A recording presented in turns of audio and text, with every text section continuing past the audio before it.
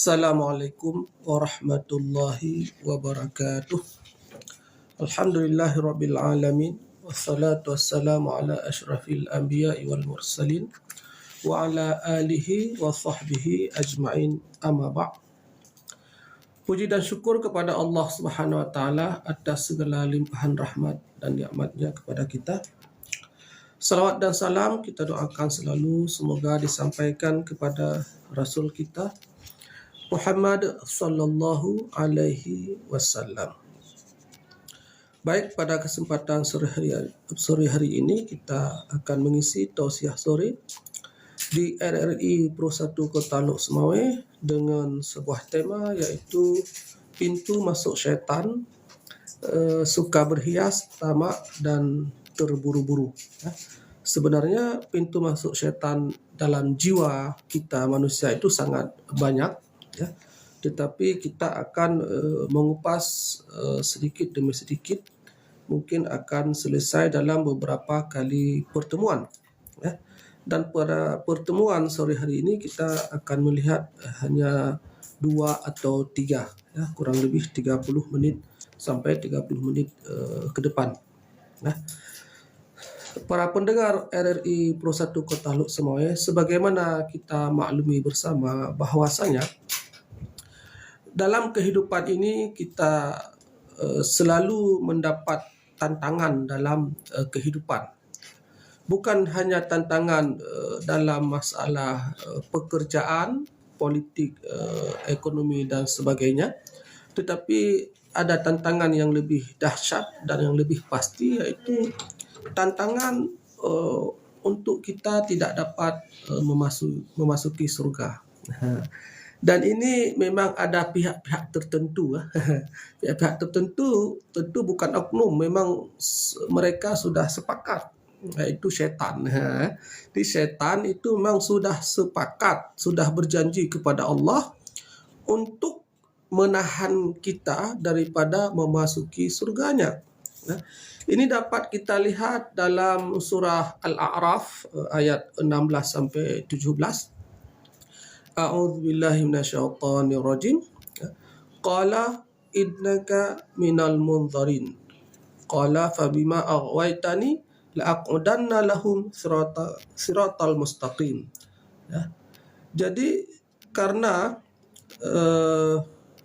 syaitan telah melakukan perbuatan yang tersesat, telah melakukan kesalahan, dia dikeluarkan dari surga. Artinya Allah sesatkan dia. Makanya dia berjanji, qala fabima aghwaytani, saya benar-benar akan menghalangi mereka dari jalan yang lurus. Qala fabima aghwaytani la'aqudanna lahum siratal mustaqim. Karena mereka telah disesatkan oleh Allah Subhanahu wa taala, maka dia berjanji kepada Allah, dia akan selalu berusaha menghalangi kita dari jalan menuju ke surga. Summa la'atiyannahum min baini aydihim. Aku akan mendatangi mereka. Mereka ini adalah kita pada hari ini. Syaitan itu akan datang kepada kita, min baini aydihim, dari depan kita, wa min khalfihim, dari belakang kita, wa an aymanihim, dari kanannya, wa an shimalihim, dan juga dari kirinya. Artinya kehidupan kita ini adalah selalu akan dialihkan, di mana di saat kita sudah berniat kuat, mantap untuk melakukan ibadah, untuk melakukan ketaatan, itu dia akan membisikkan kita dari seluruh penjuru, kiri, kanan, atas, bawah, depan, belakang, dia akan datang untuk membisikkan kita untuk tidak melakukan kebaikan-kebaikan. Dan ini dapat kita rasakan sendiri, misalnya saat kita ingin melaksanakan solat, misalnya sudah memasuki waktu zuhur, azan di masjid, Allahu Akbar, azan, kita dengar azan di masjid, maka coba kita lihat apa yang terpikir oleh kita. Nah, itu sebahagian kita akan berpikir, oh ini baru azan. Ya, ini baru azan. Jadi belum habis waktunya, sedangkan waktu salat zuhur itu sampai kepada asar. Sedangkan salat istilahnya wajib muasa. Tidak mesti bukan mudayak, tidak mesti dilakukan saat itu. Boleh juga dilakukan pada awal waktu dan akhir waktu. Kalau demikian kita masih ada kesempatan nih. Mari kita lanjutkan pekerjaan kita. Mari kita lanjutkan kegiatan kita. Salat nanti saja. Begitu kan? Itu terus dia akan membisikkan kita, ya, supaya kita terus akan menunda-nunda salat. Kita harus mengerti, harus paham bahwa bisikan-bisikan itu adalah dari syaitan. Ya, bahkan sampai di akhir waktu itu masih dibisikkan lagi. Ya, itu kan masih juga banyak manusia yang tidak salat. Itu kawan-kawan kamu itu yang di luar sana, mereka asik jualan, asik aktivitas, kan tidak salat juga. Kan? Kalau sudah akhir waktu dia akan menggoda apa untuk tidak salat. Kenapa? Kan banyak juga yang tidak salat. Jadi kita tidak sendirian. Itu adalah di antara umpama-umpama dia terus akan menghalangi kita untuk melaksanakan ketaatan. Dan bila kita sudah melakukan, ini sudah berhasil dia goda, dia tidak berhasil menggoda, sehingga kita sudah salat misalnya. Nah, setelah kita memulai salat, saat memulai salat, ini dia belum berhenti. Belum berhenti. Makanya coba kita perhatikan, kalau salat sendirian ataupun di rumah, bukan jamaah, itu sering kita terlupa jumlah rakaat. Misalnya kan, lupa jumlah rakaat. Sehingga kita salat zuhur sering menambahkan satu lah daripada nggak cukup. Kita sering salat zuhur misalnya 5 rakaat. Ya, salat maghrib 4 rakaat. Ya. Jadi kenapa dia terus akan mengganggu kita? Yakinilah itu adalah syaitan. Sedikit pun dia tidak akan melepaskan kita. Setelah kita berhasil salat, mau salat, dia akan mengganggu untuk lupa rakaat. Dia akan mengganggu lagi untuk kita tidak mencapai tahap khusyuk. Kenapa? Karena salat yang benar itu, salat yang memberi efek dalam kehidupan itu, salat yang bisa mencegah tanha anil fahsya'i wal munkar adalah salat yang mencapai tahap khusyuk. Ya? Orang yang belum mencapai tahap khusyuk itu tidak bisa mencegah dirinya daripada perbuatan keji dan mungkar. Nah, khusyuk ini yang dia terus akan berusaha untuk tidak sampai pada tahap tersebut. Dengan cara dia memalingkan perasaan ingatan kita, ya, bukannya kita menyatu dengan Allah, bukannya kita mengingat Allah seolah-olah Allah di depan kita. Tidak. Yang kita pikirkan adalah motor kita tadi di mana ya, mobil ditaruh di mana, kuncinya di mana ya. Terus akan terpikir, ya. Bahkan yang dia sudah beberapa jam mencari kunci yang tidak dapat, justru dia dapat saat 3 menit dia salat, dia dapat kuncinya. Jadi dia arahkan terus bukan untuk dekat dengan Allah, tetapi untuk sibuk dengan urusan duniawi. Artinya dia tidak akan melepaskan kita sedikit pun. Dia tidak ada manusia yang bisa lepas, baik dia kategori orang biasa maupun orang alim, orang yang tidak mengerti maupun orang yang mengerti. Semua dia akan datang. Semua dia akan datang, tidak ada yang terlepas. Ya. Sehingga disebutkan dalam ayat ini, Al-A'raf ayat 17, wala tajidu aktsarahum syakirin.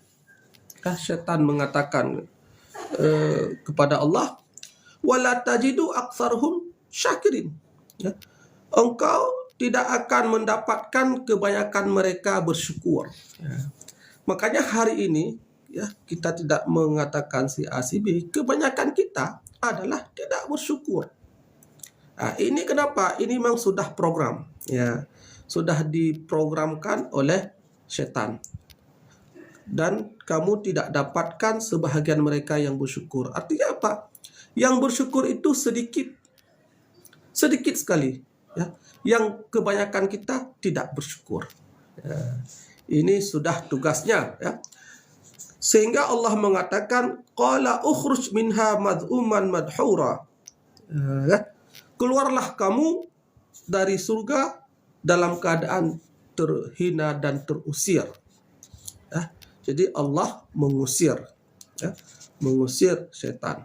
Nah, jadi Allah mengatakan laman tabi'aka minhum, bila kita manusia di dunia ini tabi'aka mengikuti kamu, minhum ini maksudnya dari kita manusia mengikuti setan, maka kata Allah la amla anna jahannam, maka aku akan mengisi, amla anna sungguh aku akan mengisi, sungguh itu takkid, jahannam neraka jahannam, minkum dari kalian, di antara kalian kita manusia, ajmain seluruhnya. Artinya seluruh yang mengikuti setan, seluruh yang bermaksiat, seluruh yang melakukan kejahatan-kejahatan itu akan dimasukkan ke dalam neraka. Ini firman Allah dalam surah Al-A'raf 16 sampai 17. Nah, bila kita sudah termasuk dalam golongan yang dimasukkan ke dalam neraka, maka ini adalah kemenangan untuk setan. Karena dia sudah tahu bahwa dirinya nanti akan masuk setan. Jadi dia tidak mau masuk sendiri. Dia mengajak kita. Makanya kita harus cerdas. Harus cerdas. Jangan sampai kita mengikuti kemauan-kemauan setan. Sungguh rugi. Karena ujung-ujungnya itu pasti neraka. Ini kata Allah. Pasti neraka. La amla anna. Sungguh aku akan mengisi neraka itu, ya, bagi orang-orang yang tidak taat tadi.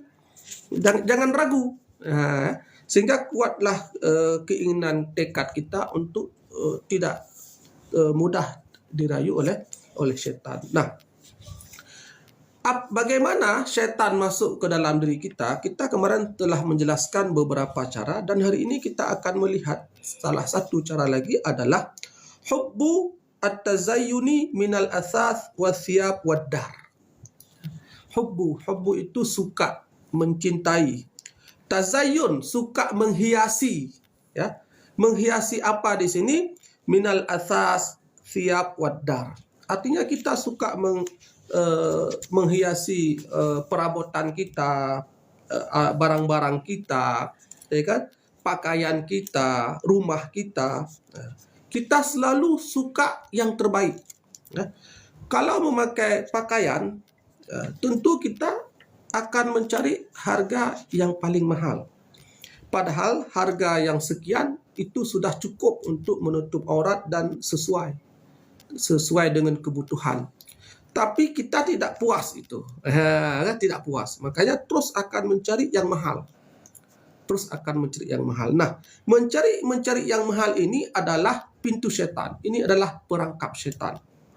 Nah, makanya kalau kita lihat koruptor itu, coba lihat pakaian-pakaian mereka, ya.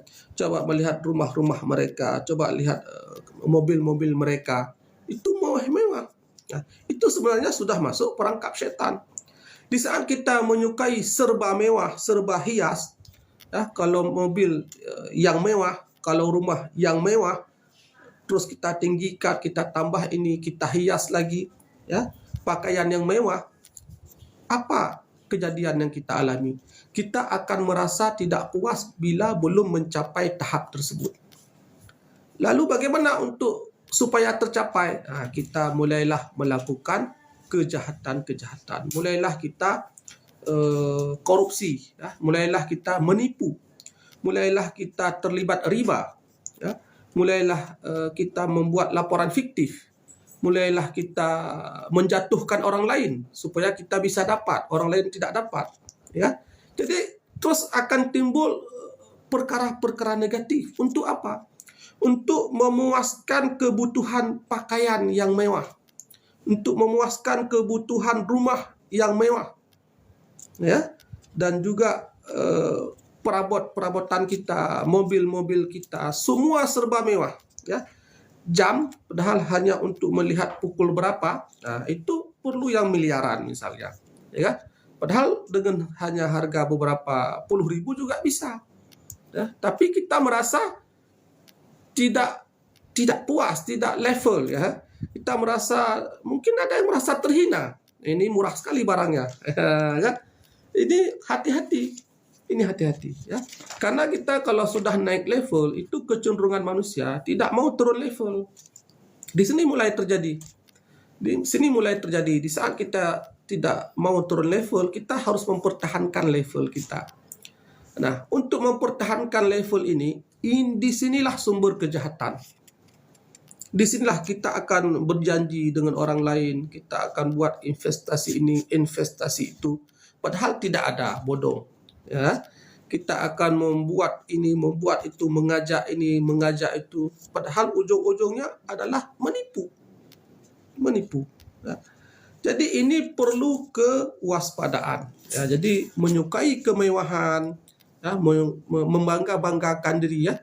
Ada orang yang tidak puas dia kalau saya belum mendapatkan Pajero Sport. Nah, ini belum tercapai cita-cita saya. Dia kalau bukan Pajero, dia belum yang lain. Begitu kan? Ada manusia seperti itu. Biasanya orang seperti itu akan timbul negatif. Bahkan nanti kita lihat pintu syaitan berikutnya, at-tam'u finnas, tamak pada manusia. Ini kalau kita bahasakan bahasa kita memang agak negatif, tapi ini memang bahasanya itu menjilat pada manusia. Suka menjilat bahasanya. Ini memang diterangkan seperti ini. Kenapa? Untuk mencapai tujuan-tujuannya. Dia akan mendekati orang-orang tertentu. Dia akan membenarkan seluruh kegiatan-kegiatannya. Dia akan memuji, ya kan? Kalau bahasa lainnya sampai menuhankan pun tidak apa-apa. Yang penting saya dapat. Ya, yang penting saya dapat jabatan, saya dapat uang, saya dapat fasilitas. Saya tidak perlu yang lain. Mau dia orang benar, mau dia orang salah, dia sudah tidak peduli. Ini untuk memenuhi apa? Untuk memenuhi yang tadi. Untuk memenuhi mobil yang mewah, untuk memenuhi pakaian yang mewah, jam tangan yang mewah, ya, rumah yang mewah. Ya, orang seperti ini maka tidak sanggup melakukan amar ma'ruf nahi mungkar. Kenapa? Karena bila orang yang dia kagumi, yang dia bangga-banggakan, dia nggak akan mau mengatakan, ini jangan lakukan, ini bertentangan. Tidak. Ya. Dia terus akan membenarkan seluruh kegiatannya. Ya. Apalagi misalnya dalam kondisi hari ini kita lihat berbagai macam cara, daya, dan upaya, ya, tidak ada yang mencegah. Sudah jelas misalnya begini dilakukan, tidak ada yang mencegah, bahkan semakin banyak yang mendekat. Kan? Tentu ada udang di balik batu, tentu dia pasti punya keinginan karena dia butuh, ya, sehingga dia tidak mau menyampaikan yang bisa menyakiti perasaan ataupun hati orang yang dia ikuti tersebut. Karena bila dia bantah, dia takut tidak lagi mendapatkan kemewahan, ya. Akhirnya hilanglah rasa, hilanglah hati, hilanglah keimanan, ya. Dia rela menjual agamanya. Nah, saya tidak peduli siapa benar, siapa yang salah. Saya peduli siapa yang bayar saya. Begitu. Ngapain urusan benar dan salah? Saya butuh kemewahan, ya. Saya tidak peduli ada orang yang idealis. Saya tidak peduli ada orang yang ingin membangun agama, yang ingin membangun negara dengan baik, yang ingin membangun masyarakat. Saya itu tidak peduli. Yang saya peduli, siapa yang bisa bayar saya, berarti itu yang benar. Yang benar adalah bukan yang benar. Yang benar adalah yang bayar. Dan ini terjadi hari ini. Ya, memang ini sedikit agak tidak elok kita sampaikan, tetapi inilah agama. Inilah agama, kita harus sampaikan. Kalau semua diam karena tidak mau berbicara menyinggung perasaan orang lain, nah disinilah awal malapetaka, ya. Sekalipun kita tidak mengatakan secara personal, ya, tapi kita mengatakan firman Allah, kita mengatakan hadis-hadis Rasulullah, ya. Hari ini telah mencapai kita pada akhir zaman, ya. Semua hadis-hadis Rasulullah telah terbukti hari ini, ya. Kita telah meninggalkan kebenaran-kebenaran, kita telah meninggalkan ideologi, kita telah meninggalkan prinsip-prinsip yang seharusnya kita perjuangkan. Semua sudah berjuang dengan tidak jelas hari ini arahnya kemana. Yang penting harus dapat, tidak peduli caranya benar atau salah, tidak ada lagi yang peduli. Kenapa? Ya beginilah kondisinya, ya. Jadi ini perlu sikap kita bagaimana menghadapi zaman seperti ini. Nah, kan? Bagaimana menghadapi zaman seperti ini? Itu kita tidak boleh larut. Kita tetap pada prinsip. Ya, tetap pada prinsip. Tidak boleh larut, tidak boleh ikut arus. Ya, tidak boleh pragmatis. Ya, tidak boleh. Kenapa? Karena ya kita harus pertahankan keimanan kita. Walaupun kita dengan mempertahankan keimanan tersingkir, dengan mempertahankan keimanan tidak dapat apa-apa, ya tidak masalah. Tidak masalah. Ya, tapi dengan syarat kita tadi sudah menghilangkan sifat-sifat tamak tadi, sudah menghilangkan sifat ingin kemewahan. Kalau itu tidak ada, maka kita tidak akan takut tidak mendapatkan. Ya, maka ini ada hubungannya. Bila kita masih suka kemewahan, mobil mewah, rumah mewah, pakaian mewah, itu pasti timbul kejahatan yang kedua, yaitu kita akan mendewakan manusia, kita akan memuja-muja manusia. Kenapa? Karena kita mengharapkan balasan daripada manusia tersebut. Ya. Jadi memang butuh ilmu dan kekuatan iman yang kuat untuk bisa bertahan di akhir zaman ini. Ya. Kalau kita tidak belajar, ya, dan itu tidak mau meningkatkan keimanan, itu terjerumus. Ya. Saya tidak berbuat ini, saya tidak berbuat itu, tetapi kenyataannya dia juga mendukung, menyetujui, menerima. Itu kan sama saja. Ya, dia tidak berbuat, tetapi faktanya dia mendukung, menyetujui, merestui. Kan sama saja. Ya. Jadi kita harus punya sikap. Kalau tidak,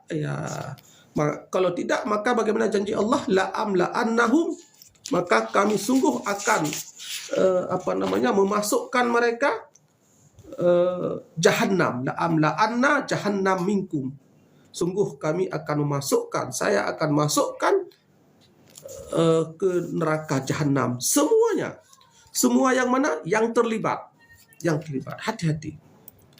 Apalagi ini sudah menjelang masa-masa kritis, ya. Bila kita tidak kuat iman, tidak kuat ilmu, cenderung terjerumus. Sedikit sekali yang tidak terjerumus.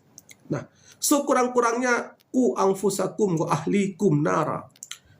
Kata Allah dalam Al-Quran, ku anfusakum wa ahlikum nara. Jagalah dirimu sendiri, pribadi kita dulu. Wa ahlikum, keluarga, nara, dari api neraka. Mungkin kita merasa tidak mampu mengubah dunia langsung, ya, berusahalah setidaknya kita tidak terlibat. Yang kedua, ahli, keluarga, istri kita, anak kita, saudara-saudara kita, ingatin mereka. Jangan hilangkan budaya watawasau bil haq. Jangan hilangkan budaya untuk saling mengingatkan, ya. Karena menghilangkan budaya ini adalah akan merusak agama, ya, akan merusak agama kita. Jangan berlindung pada perasaan, ya.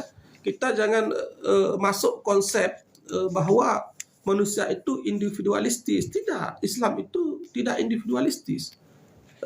Islam itu mengajarkan kita kehidupan berjamaah, kehidupan bersosial, ya, di mana di situ ada saling membantu, di mana di situ ada saling mengingatkan, ya, kan?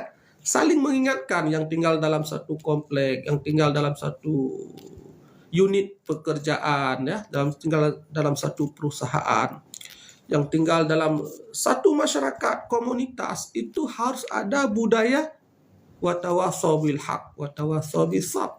Harus ada budaya saling mengingatkan. Jangan semua berprinsip urus saja dirimu sendiri. Ya, itu bertentangan dengan agama. Konsep urus saja dirimu sendiri, satu sisi benar, kita maunya selamat, tapi sebenarnya itu salah. Ya, tetapi perlu juga cara-cara yang sesuai. Ya, makanya kalau di dalam masyarakat, ya kita membentuk komunitas dalam satu desa misalnya, dalam satu komplek, ya kita bentuk kehidupan beragama yang baik. Ya, ada majelis taklimnya, ada pengajiannya, ada persatuannya. Jadi kita akan bergerak melalui persatuan. Kalau kita bergerak melalui pribadi mungkin ya akan kena mental istilahnya, ya, akan diserang secara pribadi. Tapi kalau kita bergerak secara jamaah, ya tidak bisa, karena kita kuat dengan jamaah. Islam memerintahkan kita selalu berjamaah. Ya. Berjamaah di sini bukan hanya bermaksud salat berjamaah di masjid, tetapi kita selalu di dalam kekompakan, selalu di dalam komunitas, selalu bersatu. Ya, jangan misalnya pagi pergi tidak pernah tahu apa-apa, malam pulang ke rumah pergi lagi sampai meninggal seperti itu. Ini kan tidak benar. Ini tidak, pergi pun bukan juga ke masjid. Misalnya dia bekerja, ya, seumur hidup dia begitu. Ini bermasalah orang ini. Ini bermasalah. Nanti dia hidup hanya untuk makan. Kalau hidup hanya untuk makan, ya kucing juga hidup untuk makan. Ya kan? Jadi kita hidup bukan hanya untuk makan, bermanfaat kepada sesama, bermanfaat dalam memberikan bantuan, bermanfaat dalam nasihat menasihati, ya, bermanfaat dalam amar ma'ruf nahi mungkar, ya, bermanfaat sesama, itu baru manusia yang benar. Khairun nas anfa'uhum linnas. Sebaik-baik manusia adalah yang bermanfaat bagi manusia yang lain. Ya, kita ukurlah diri kita. Apa yang telah saya lakukan untuk teman-teman? Apa yang telah saya lakukan untuk saudara-saudara? Apa yang telah saya lakukan untuk masyarakat? Ya. Kalau hanya berpikir hanya untuk dirinya sendiri, ini belum benar. Ini belum sesuai dengan keinginan Allah dan Rasul. Ya. Jadi hidup ini adalah sementara, sedangkan akhirat selamanya. Ya, tentu kita utamakan kepentingan akhirat. Masa depan kita bukanlah dunia. Masa depan kita adalah akhirat.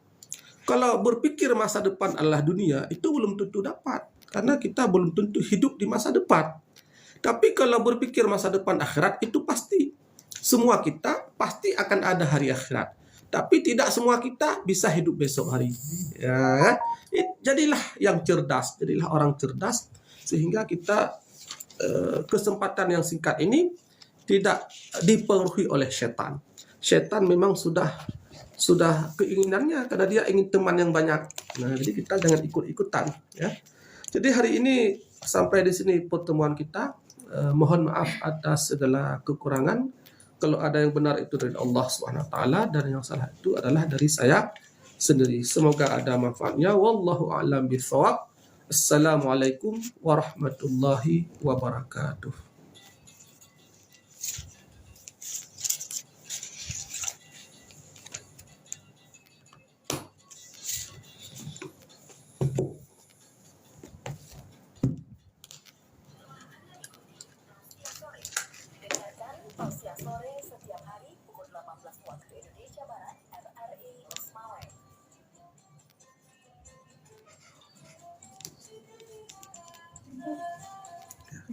Ya.